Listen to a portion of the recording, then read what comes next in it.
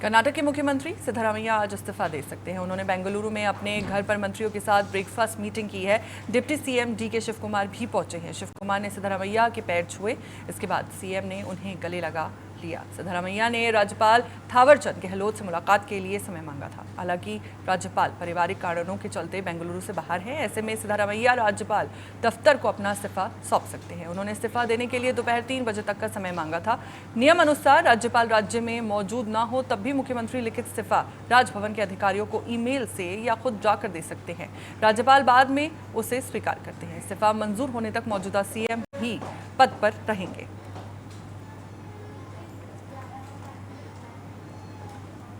हमारे साथ इसी खबर पर ज्यादा जानकारी के साथ जुड़ चुके हैं हमारे कंसल्टिंग एडिटर गोविंद ठाकुर जी।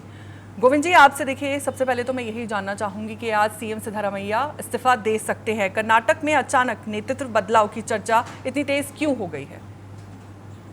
हाँ देखिए फौजिया, ये विधिवत अभी उन्होंने इस्तीफा तो दिया नहीं है, लेकिन ये तय है और ये मानकर चलिए कि उन्होंने अनाउंस कर दिया है कि उन्होंने इस्तीफा दे दिया है।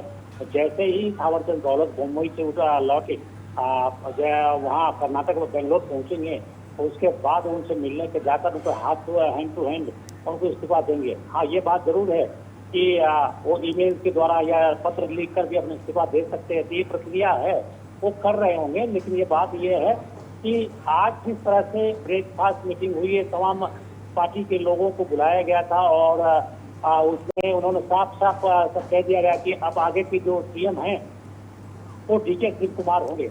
तो इसके बाद अब कुछ उसमें बचा नहीं है और निश्चित रूप से राज्यपाल के आने के बाद ही उस पर क्योंकि स्वीकार तो राज्यपाल ही करेंगे, तो इसलिए आप जो विधिवत होगा वो कुछ समय बाद 3 बजे के बाद या शाम में उनकी वहाँ पर बेंगलोर आने की संभावना है। तो हो सकता है या फिर उन्होंने ईमेल के जरिए अगर भेजा होगा तो वहाँ से भी उसको स्वीकार कर सकते हैं। लेकिन अब उसमें देखिए सिनेरियो चेंज हो गया है। अब कर्नाटक में जो काफी समय से इसे लेकर सत्ता परिवर्तन को लेकर और जो सीएम पद को लेकर जो एक चल रहा था वो अब विराम लग चुका है। 2 दिन की बैठक दिल्ली में हुई है, जिसमें दोनों पक्षों को समझा बुझाकर आलाकमान ने डीके शिव कुमार को उसके अगले सीएम के तौर पर मना लिया, वही होंगे।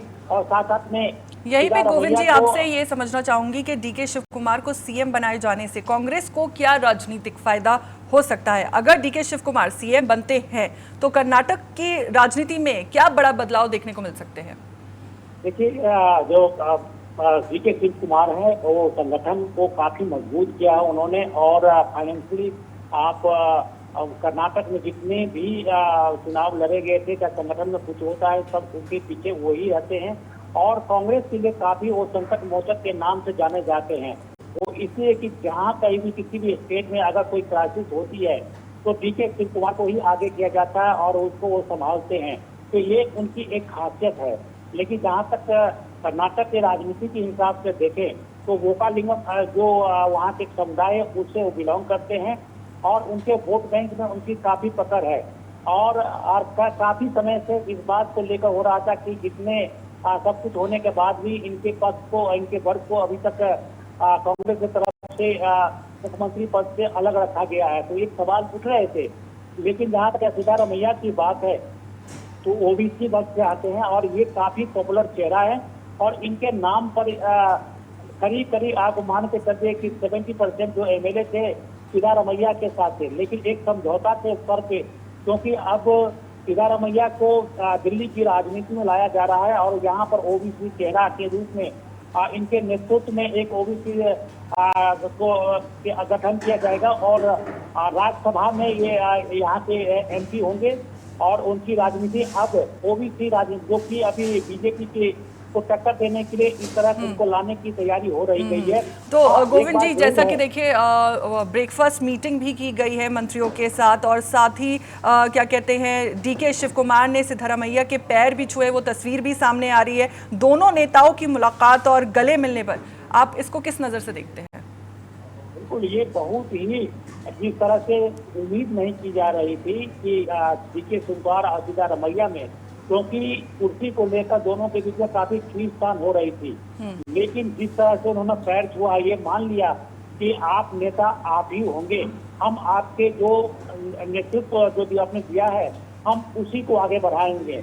और ये फौजिया ये मान के चलिए कि सिद्धारमैया के जो बेटे हैं उनको भी मंत्री बनाने के लिए एक ऑफर दे दिया गया है।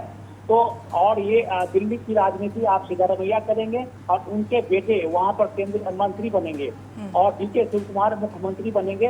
तो ये कांग्रेस के लिए बहुत ही राहत का विषय है, क्योंकि ये उम्मीद की जा रही थी कि कुर्सी की लड़ाई में कहीं ऐसा ना हो कि कांग्रेस यहीं पर गोविंद जी आप जैसा कि कांग्रेस की बात कर ही रहे हैं, तो यहीं पर मैं आपसे ये भी समझना चाहूंगी कि क्या इस बदलाव से, क्या नेतृत्व परिवर्तन से कांग्रेस सरकार की स्टेबिलिटी हिल सकती है, क्या स्थिरता पर असर पड़ सकता है?